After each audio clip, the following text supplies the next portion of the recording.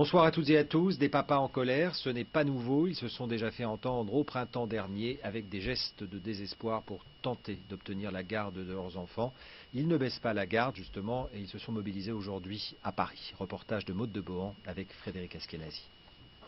Comme un air de déjà-vu, quelques mois après l'occupation de grues de chantier par des pères désespérés, 6 parents se sont installés cet après-midi sur le dôme du Sacré-Cœur de Paris. But de cette action, attirer l'attention sur les droits des pères divorcés, séparés de leurs enfants.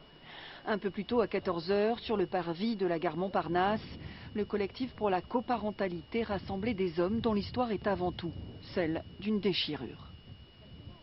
J'ai pas vu ma fille depuis 3 ans. 3 ans qu'on ne peut pas me rendre. J'ai été effacé par un juge qui n'a pas ouvert mon dossier. Comme mon avocat m'aurait dit, si j'étais venu avec une feuille blanche, c'était la même chose. J'ai eu le droit au tarif préférentiel de week-end par mois. Et quand on dit des week-ends, c'est plutôt 2 jours par mois, puisqu'on n'a pas tenu compte de mes jours de repos. Ce qui fait que je vois mon fils 2 jours par mois, pas plus. L'histoire se répète avec un divorce comme point de départ et la garde des enfants qui est confiée à la mère. Les pères ont été entendus. Des discussions sont en cours avec le ministère de la Justice pour que dans les cas de séparation avec enfants, la loi fasse intervenir un conciliateur.